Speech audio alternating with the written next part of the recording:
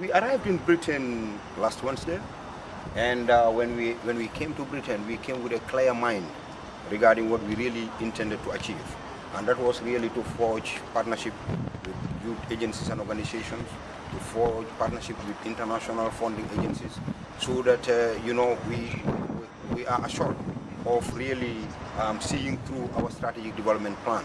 And since our arrival, we've had some good meetings. Of course, the first meeting we had was with Play Action Gambia, Play Action UK. Of course, from there also we had a meeting with the Osmani Trust.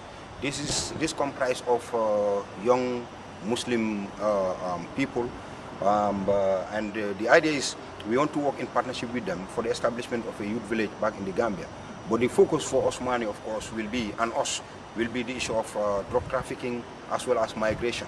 Because we are of the view that if we really want to stop young people from migrating to Europe, what we need to do is to fight it from the source, not to get them in here and start running after them. You know, what we need to do, we fight it from the source.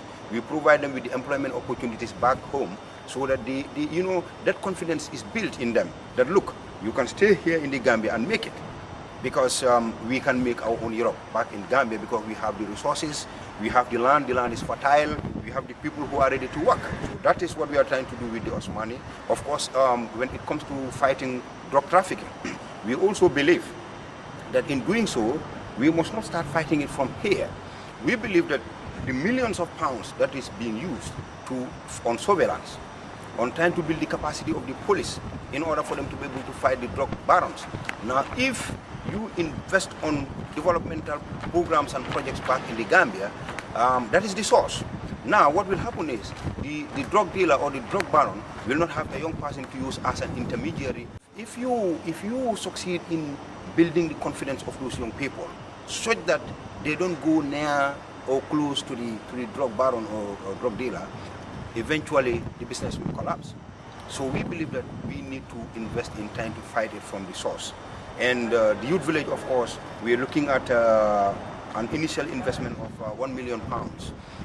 Translated in Gambian dollars, of course, will be between 40 to 45 million dollars. We believe that that can give us the youth village that we are really yearning for. We've also this morning had a very good meeting with the management of Middlesex University, and I'm happy to note here that the Middlesex University is prepared to establish a sports campus back in the Gambia to focus on summer learning. We believe that back in the Gambia, we have a problem of capacity in our respective national sports associations.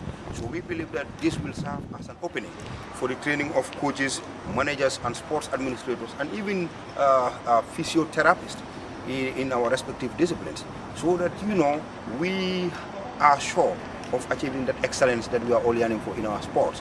Because what we are looking out for in our sports is a situation where our athletes do not only go and participate for the sake of participation, they go and participate and win medals. And that's what we are talking about when we say excellence. Not to go there and make the numbers, run, and each time you run, you are last. No. We want to start winning medals like the Kenyans do, like the Ethiopians do, like the Somalis do, and we have the capacity to do it. Mel came to the Gambia. Dwayne Chambers came to the Gambia, and they all believe that we have the raw materials, the raw talents. So if the other countries like Ethiopia, Kenya are doing it, Gambia can equally do it. So this is why we are so passionate about this issue of having the sports campus back in the Gambia. Immediately start the groundwork. Right. That is to say, when we go, we'll have to develop a good report and send it to the highest authority. And that is, of course, the Office of the President, to tell them we visited the UK, we've managed to have so many meetings. Out of these meetings, these were the resolutions. And out of these resolutions, we want to focus on A, B, C, and D for a start. And if you are able to do that, I can see the sky is the limit for sports and youth development back in the Gambia, because we are so passionate about youth development, because we are young. We have the same feelings with young people. We know their problems are our problems. What affects them either directly or indirectly affects us as well, even though we are there as top managers, but we are young people. So their problems are our problems, and that's why day in, day out, we are working out modalities, we are working out programs and projects that will definitely emancipate these young people from the shackles of unemployment and underemployment. It has never been a big problem But over the last couple of months, it is beginning to take roots in the country, because recently, I think 15 foreign nationals were arrested with a huge amount. In fact, it was reported over BBC, both radio and online newspapers, that there was a big arrest in the Gambia. And most of these people were Venezuelan nationals and other nationals, but mainly Venezuelans. And this tells us that we must begin to think about the future. And our president is so passionate about crushing drug and drug trafficking, and we as young people are equally determined to support him to really achieve that feat. We know it's not going to be easy, but we equally also understand that if we start engaging these young people from now, to understand the pros and cons, to understand how drugs can destabilize a whole society, how drugs have helped destabilize countries, in fact neighboring countries. So then they will understand that this is a no-go area for them, and this is what we intend to do.